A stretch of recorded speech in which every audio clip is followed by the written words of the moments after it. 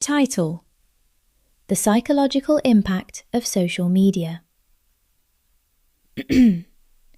Hello everyone.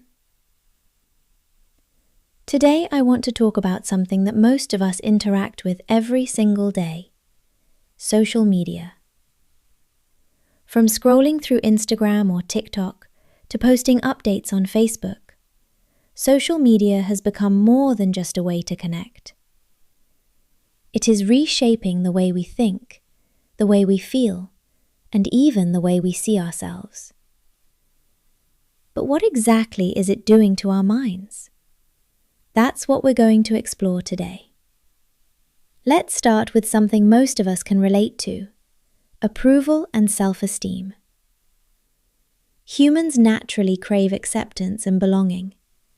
Social media taps directly into this need. Every like, comment, or share acts as a tiny reward. It makes us feel recognized, appreciated, and validated. It feels good. It even boosts our self-esteem. But it's not always positive. When posts don't get as much attention as we hoped, it can trigger anxiety, self-doubt, or feelings of rejection. Think about it. How many times have you posted a photo or an update and anxiously refreshed to see if anyone liked it? That feeling of waiting, hoping for approval, is exactly what psychologists warn about. It's a modern form of social evaluation. We've gone from needing approval in small social circles to needing approval from hundreds, sometimes thousands of strangers online. This connects to Abraham Maslow, a famous psychologist. He created a theory called Maslow's hierarchy of needs. Maslow explained that after basic needs, like food and safety, are met, humans naturally seek love, belonging, and esteem. Social media is like a shortcut to these needs. But sometimes, that shortcut comes with a price. When approval is limited, self-esteem can drop and anxiety can rise. This explains why many people feel anxious when they don't get enough likes or comments. It's not vanity, it's human psychology at work. Now, let's talk about why social media can feel addictive. Our brains have a reward system powered by a chemical called dopamine. Dopamine is the chemical that makes us feel pleasure or satisfaction. Every notification, every like, every new message triggers a small dopamine rush. That's why you might find yourself checking your phone constantly, even without realizing it. Social media is designed to be engaging, almost like a slot machine for your brain. And just like a slot machine, that unpredictable reward schedule keeps us coming back for more. You never know when the next like, comment, or notification will appear, and your brain loves the anticipation. Another major effect of social media is social comparison. Social media is full of carefully curated highlight reels. People post their best moments, achievements, and perfect vacations. Rarely do they show their struggles.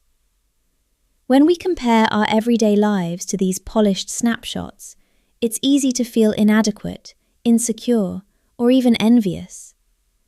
We start asking ourselves, why isn't my life that exciting? Why am I not traveling, achieving, or looking perfect? These comparisons can quietly chip away at our confidence. This often leads to something called FOMO, or the fear of missing out. Seeing friends at events you weren't part of, or milestones you haven't reached, can create anxiety and a sense of being left behind. FOMO can make us feel like we are constantly falling behind in life. And the more time we spend scrolling, the stronger this feeling can become. Many people check social media first thing in the morning and last thing at night. This constant comparison can become exhausting and sometimes harmful to mental health. Social media also plays a huge role in identity formation, especially for teenagers and young adults.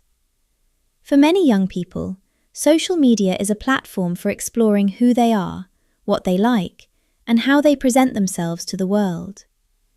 Positive feedback can boost confidence and help them feel more secure in their identity.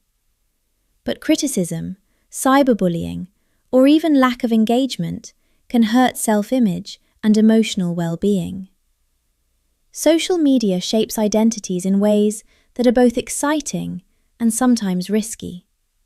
For example, someone might feel confident in their online persona but insecure offline, or vice versa.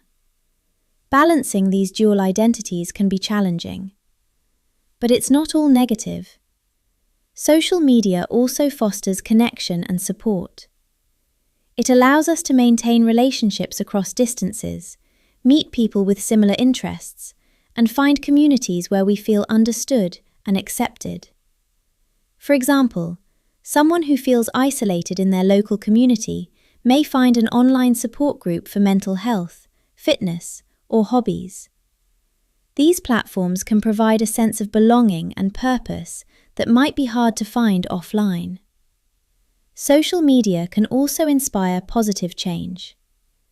Activists use it to raise awareness about social issues. Creators share educational content, encourage creativity, and teach new skills. People can support causes they care about and find communities that reflect their values.